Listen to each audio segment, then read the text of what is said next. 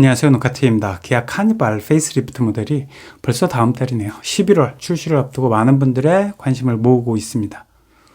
그 중에서도 카니발 하이브리드 모델 같은 경우는 굉장히 많은 분들이 실구매 의사 또는 고민, 구매할까 말까 뭐 이런 이야기들 꽤 주변에서 많이 하세요. 그럴 만한 게 지금까지는 카니발과 관계 없던 분들, 다둥이 아빠도 아닌데 내가 왜 카니발을 사야 돼? 라고 생각하셨던 분들도 이제는 크면 클수록 차가 너무 좋구나 라는 거를 느끼기 시작했어요. 그래서 가족들이 네 식구밖에 안 되는데 뒤쪽에 가족분들이 편하게 누워서 한 절반쯤 누워서 이렇게 이동하는 걸 보면 굉장히 뿌듯하고 좋아하는 거죠. 그러면서 주차는 좀 어렵지만 오토 슬라이딩 도어, 그 다음에 뭐 오토 테일게이트 뭐 이런 것만 있으면은 꽤 괜찮은 거 아니야? 라는 생각을 하게 되고 본인도 장거리 운전을 뭐 하다 보면은 졸음 쉼터 같은 데서 한 절반 누워서 잠깐 눈도 붙이고 가고 뭐 이런 식으로 생각을 많이 바꾸게 된 것 같아요.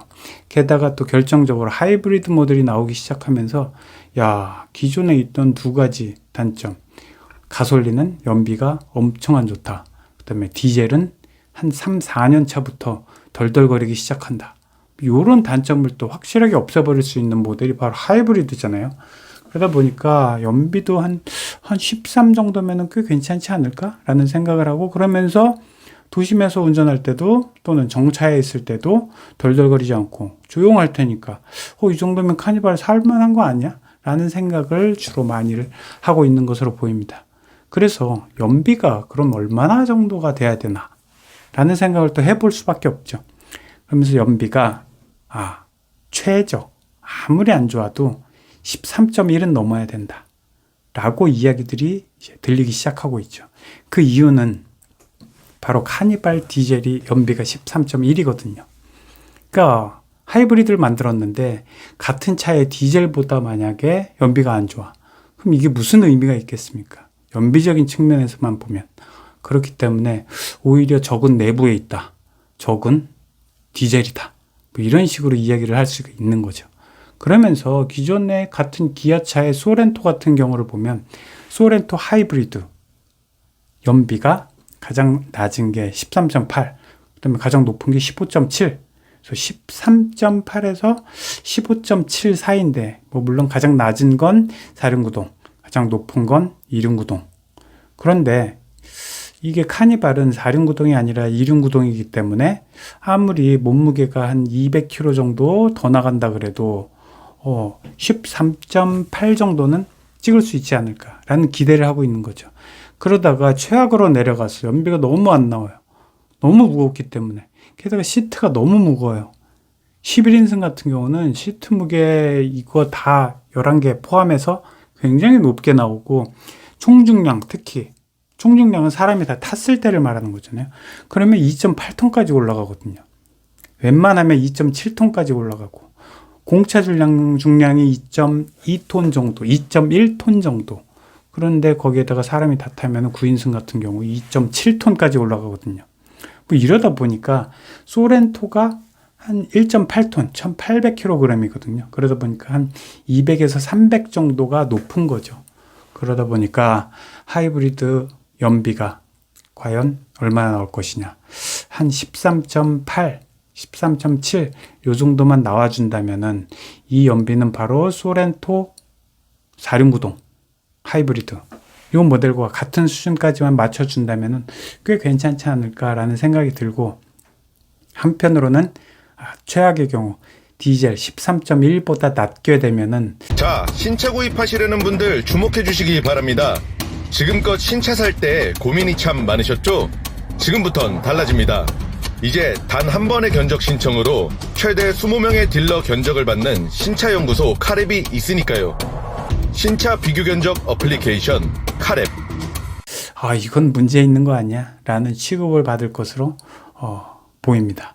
그 다음에 두 번째 문제가 이제 시기의 문제인데, 지금 많은 분들이 하이브리드에 대해서 굉장히 많이 궁금해 하시는 정보가 많이 없어요. 지금까지는 11월에 가솔린 디젤이 나오고 한 달 뒤인 12월쯤에 하이브리드가 나올 것이다 라는 좀 기정사실화처럼 이야기가 돌았는데, 최근에 와서는 하이브리드는 생각보다 조금 더 늦게 나올 것이다. 내년 넘길 것이다. 내년 1월로 넘어갈 수도 있다. 라는 이야기들이 들려요. 그런데 한편으로 곰곰이 생각해 보면은 2023년 12월식으로 만약에 나오는 차들, 이런 차들은 사실 손해 아닌가요?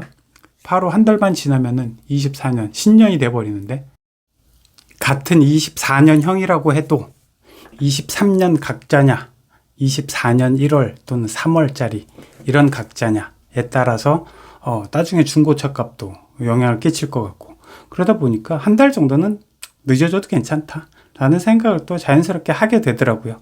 그러면서 하이브리드는 12월 또는 좀 늦어지면은 내년 1월쯤에 나와도 큰 무리는 없겠다. 게다가 산타페 소렌토 하이브리드 모델 연비, 인증 이런 데 받는 게 경험상 이게 쉬운 게 아니었구나 라는 생각을 좀 많이 하게 되는 거 아닌가 싶습니다. 그럴 수밖에 없는 게 지금 아직 산타페 하이브리드 모델은 인도도 한 대도 받지 못하고 있어요. 가솔린 디젤만 나와 있고 하이브리드 모델이 없으니까 지금 지난 첫 달 9월달 총 판매량이 5,000대에서 그쳤잖아요. 소렌토의 10,000대, 절반밖에 못 판 것처럼 이렇게 이런 부분이 있거든요.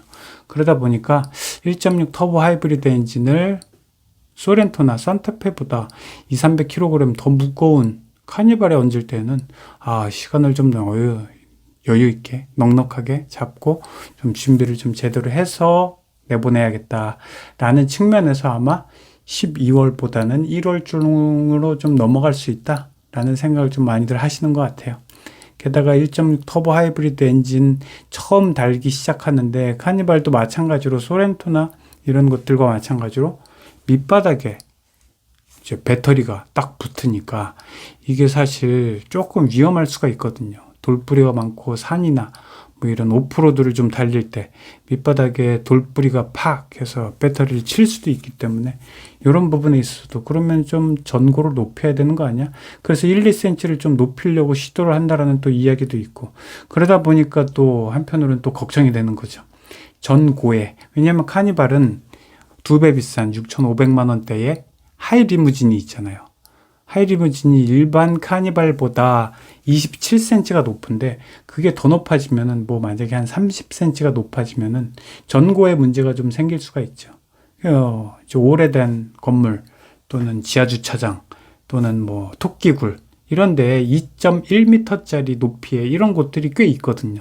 잘못해서 들어갔다가 머리 위 다 긁혀버리는 이런 불상사가 없으란 법은 없기 때문에 이런 부분에 있어서도 여러 가지 면밀한 검토, 그 다음에 준비를 좀 제대로 해서 생산이 돼야 되지 않을까 싶습니다. 자, 오늘도 봐주셔서 감사합니다.